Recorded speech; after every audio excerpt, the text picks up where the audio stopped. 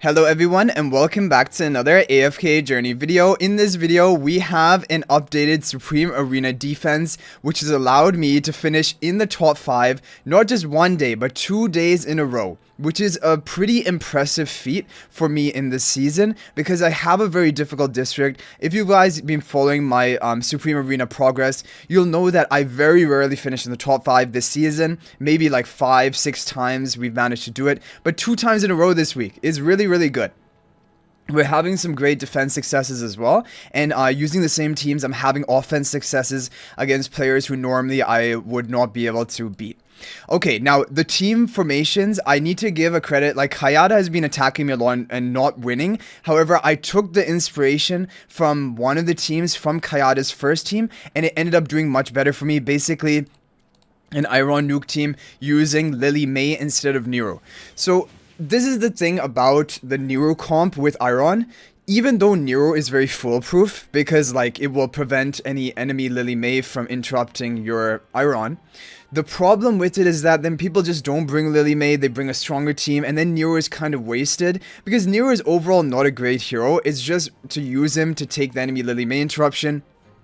And if they're not bringing Lily May, he doesn't bring much value to the team. So this team is much more offensive. It has the overcharge spell on Arden for like charging up ultimate, casting it for damage and crowd control. Odie's gonna be hitting hard. Lily May's gonna be nuking. The Iron Almas combo is still crazy. So if the opponent brings Lily May, they can get some value. However, we still have 3 other major forms of damage who are gonna be hitting hard. And Iron can cast another ultimate later on in the fight. I've kind of blocked him in the back here so that he doesn't take too much aggro from the opponent. Almas takes most of it, and then he can run like in a delayed way to the front line, and then hopefully can get off another ultimate cast. But this first team is doing really well for me. Like it just is overall stronger compared to the Nero version, and I think I'm just maybe not going to be running that Nero version anymore because this is doing really well for me right now.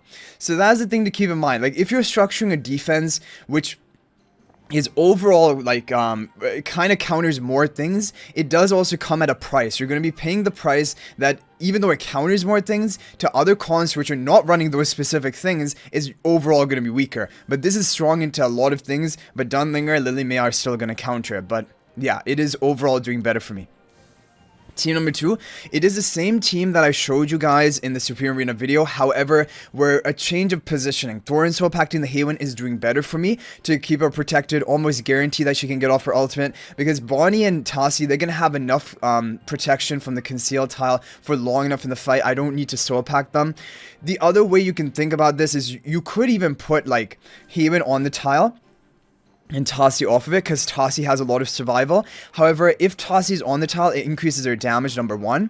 Number 2, it does protect her, and sometimes Tassi needs the protection. Sometimes Tassi can somehow be one-shot or nuked early on in the fight, and so that is why I still like having her on the tile, and hopefully Haven is protected enough with the Thorn Soul pack, with her charms from the season. Honestly, she should be protected enough. Also, we have the Surging spell for more shielding that damage. The Surging spell is really good, because sometimes the end of this fight is literally just going to be Thorin and Damien alive, but the opponent also has few remaining team members, and Surging Spell just blows them up and defeats them. So this is a really good artifact. Now my final team, this is my overall weakest team. However, it's still doing pretty well for me. I'm making use of Vala here. It is a different position compared to what I showed you in my Supreme Arena video earlier this week. We have Brutus way in the back in the rearmost tile to counter Greyborn faction talents. Bonnie, he's going to get debuffed basically. Otherwise, it's not really an optimal positioning for Brutus. He's going to enter the fight in a delayed way because he has to break the barricade before he can make it in. But this still, it does counter a lot of things, and he still should eventually make it into the fight. We have Shakira with the Power of Renewal. We have him on the faction tile. We have Talion, who's going to be tanking most of the aggro of the opponent first, and she's just like a pseudo tank because she can take that damage and basically for free revive herself and then blast off her ultimate. Hopefully Shakira can survive, and then we have Vala protected with the Coco Charms, which is really a powerful protection. Like for the first 8 seconds, she's going to be basically unkillable with a massive shield, energy on hit. Yeah, the first ultimate cast can also stun all enemies for 3 seconds.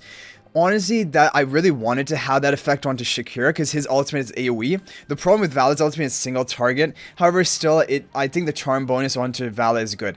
So if you didn't have Talion, you could replace Talion for some other hero here. There's a lot of different things you could try. Like, I definitely think you could do like a Brutus type combo like this, and then Sylvina in the back, something like this.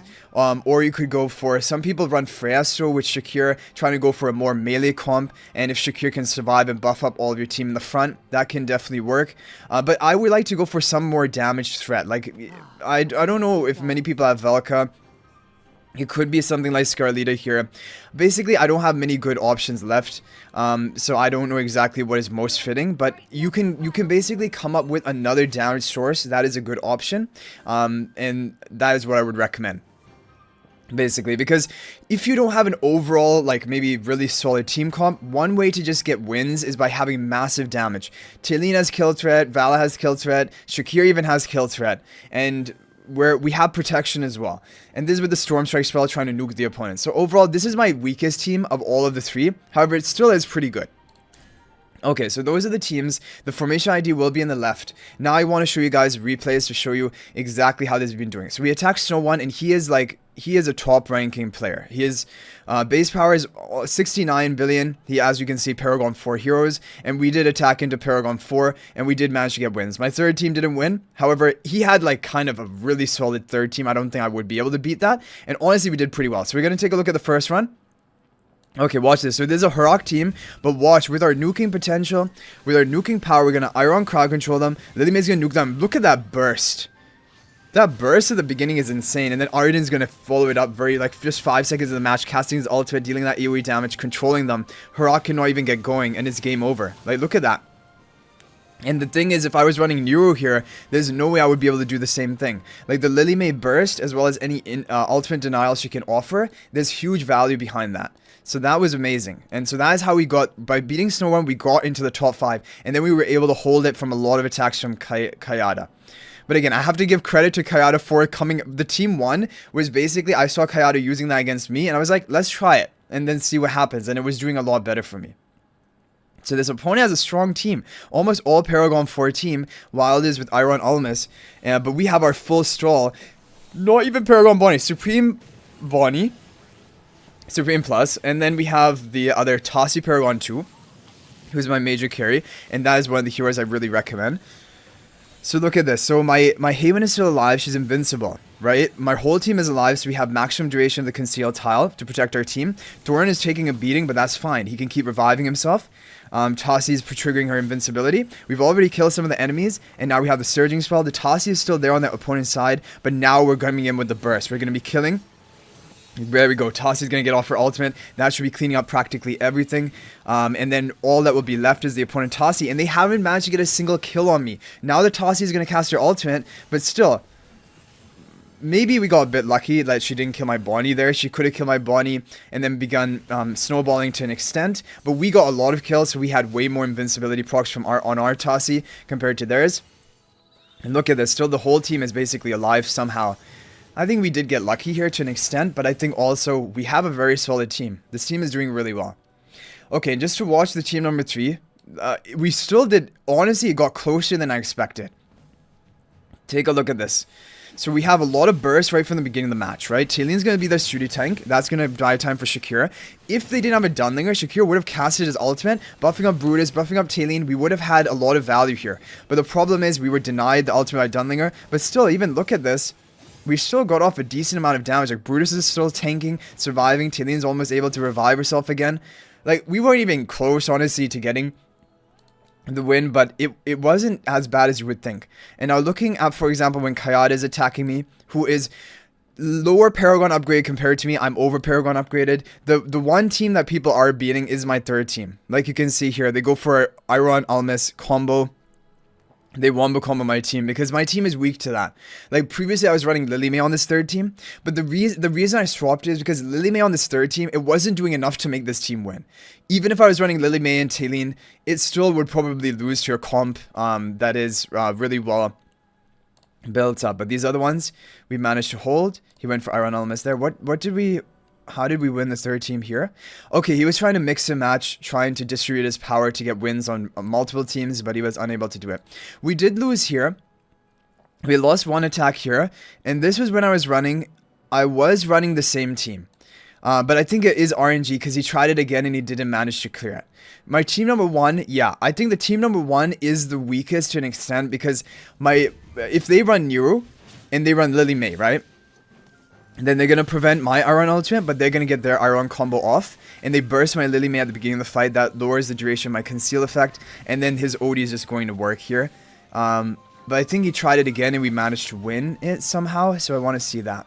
Yeah, he attacked me again in this and we managed to win it. Is it that... Did Lily May still die here or what happened that allowed us to win it? Lily May still went down, okay. But Iron is able to live for a bit longer and we're bursting from the back, which is good. Almas is tanking for us. Arden gets off his ultimate, which is pretty big. Controlling and working down these enemies, and now it just comes to like a 2v2. Whoever has a more invested Arden and Odie, and we have the overcharge spell, so that I think actually probably... Yeah, I mean, this is really close. I think the way he probably wins is a snowman, like, diverts the attention, distracts the OD, and then OD has to attack the snowman and doesn't get those extra attacks off onto the back, and then he would clear me there. But that was really close. So anyway, guys, let me know your opinions on the defenses you're running this week in Supreme Arena. Are there any other teams that are working for you? Feel free to share them in the comment section down below. But hopefully you can get some, like, this can give you some ideas for changing up your teams. But I'm really happy with the Tossie Stroll Bonnie comp. That is doing really well. I'm very proud and happy of that. Team number one, I do think is better with Lily May compared to Nero, but is it at its maximum potential? I think it honestly might be close to its maximum potential. And then team number three is just my leftover heroes, basically. And you'll always have to put together one leftover team. Anyway, guys, thank you for watching. I'll hopefully see you in the next video. If you guys are not already subscribed to the channel, smash that subscribe button. We're on the road to 20,000 subscribers. Let's hit it before the end of the season. But thank you guys for watching. Feel free to join my AFK Journey Discord server as well. There's a link to that in the description of this video. But I'll hopefully see you guys in the next video. And until then, everyone, peace out for now.